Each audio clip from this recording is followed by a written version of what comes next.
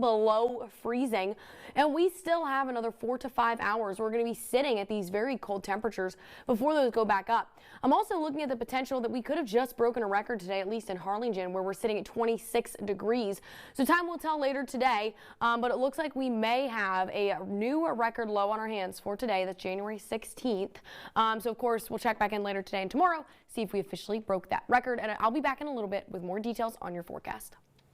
Sounds like a plan, Jessica. Thank you. Now we're continuing to monitor power outages this morning as well across the valley. Here's a look at AEP outage map. Right now, there are several customers without power in Hidalgo County. This total does include an AEP and Magic Valley customers total. And in Cameron County, several other customers are in the dark. Starr and Willacy counties are currently not impacted, but all crews are working to get the lights back on. Estimated restoration times do vary, but we're going to keep an eye on it, and we're going to update you again before the end of the hour.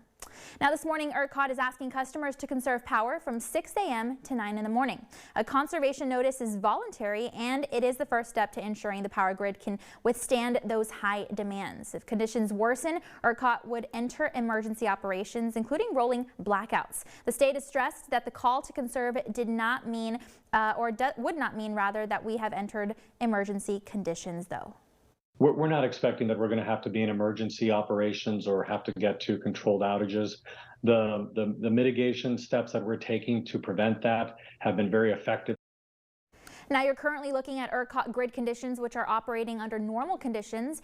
This means that there is enough power for the current demand.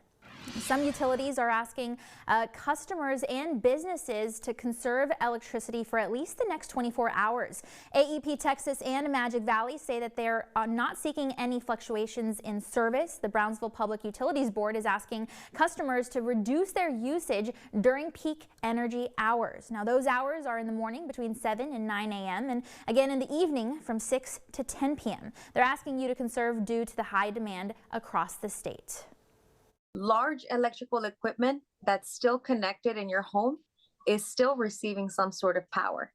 So whether you're using it or not, if your stove, if your microwave, if your generator, if your heating equipment is connected, even if you have it off, it's still getting that energy through. Yeah, if you're experiencing an outage, you can report it on the online reporting tool, or you can call customer service. It's cold here, but millions of Americans are under wind chill alerts as harsh winter weather continues to sweep across the nation. An Arctic chill is expected to bring record lows over the next few days, and on Sunday, snowfall in Buffalo, New York has even postponed an NFL playoff game. Jessica Kirsch has the latest. This morning, an Arctic blast is sweeping the country. More than 100 million Americans waking up to bitter cold. So when it's like this, right, and it's calm and it's just falling down. It's fine. It feels good. But when you feel that wind. It feels really, I felt like my jaw was freezing. Oof. It was very cold. In Grand Rapids, Michigan, today is expected to be the 7th straight day of snow.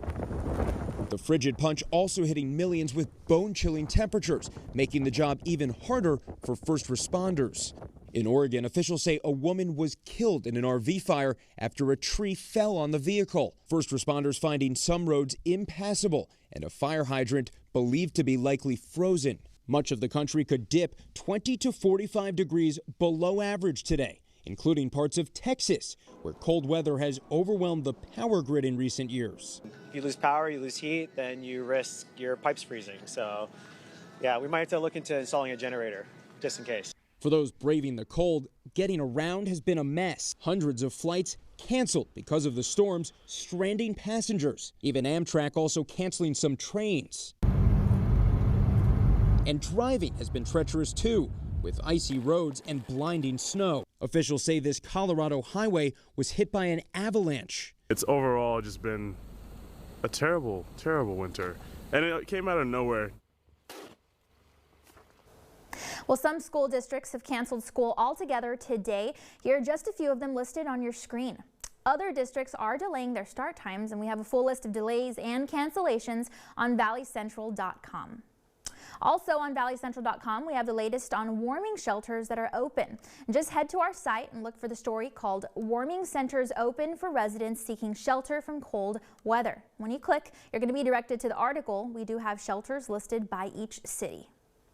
And the federal government is giving Texas until tomorrow to remove all barriers from Shelby Park in Eagle Pass, or else. DHS sent a cease and desist letter sent to Attorney General Ken Paxton following the takeover of the park. Border Patrol agents are being denied access, which DHS says is hindering their ability to do their jobs. If the state does not comply, federal authorities plan to refer the matter to the Justice Department for appropriate action. And polls predicted former President Trump would win big, and he did. The former president dominated the Iowa caucuses, but there were surprises in the race as well, and one candidate ended his bid for the White House. Now the focus shifts to New Hampshire. Alice Barr has the latest.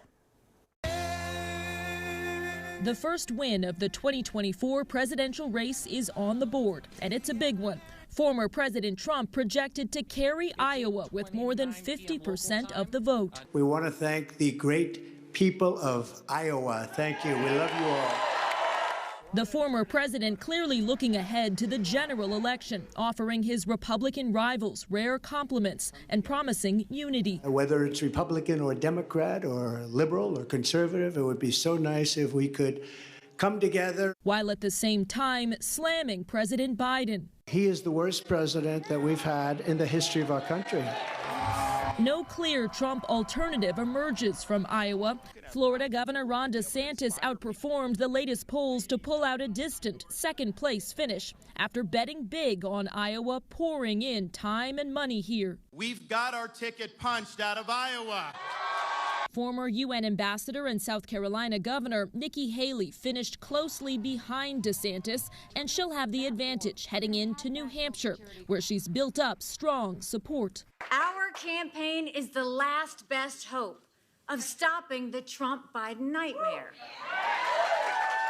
Entrepreneur Vivek Ramaswamy dropping out of the race after finishing fourth and endorsing former President Trump. A narrowing road to the White House with election season officially underway. In Des Moines, Iowa, Alice Barr, NBC News. Haley will head to New Hampshire, and DeSantis will make a stop in South Carolina, where he thinks he has a better shot. Caucus primaries. These are some of the words that we will hear as we inch closer to November. But do you know the difference between a caucus and a primary? Caucuses are meetings run by political parties rather than the government and don't directly elect a presidential candidate.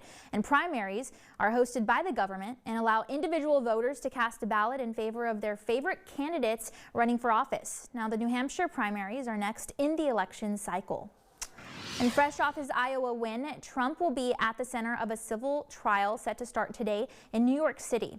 Writer E. Jean Carroll says Trump defamed her in 2019 after she accused him in a magazine article of raping her years earlier. Carroll is seeking $10 million in damages. In a separate case last May, a jury found Trump liable for sexual abuse and defamation, awarding Carroll $5 million in damages. Well, it's still cold. We're looking at wind chill temperatures in the teens for the rest of this morning. Actual temperatures in the 20s. This afternoon, we're only going to get to 40 degrees, and 40 is the valley average high, which means that some of us could very well stay in the 30s for the entirety of today. Well, 20s and 30s, right? So we're looking at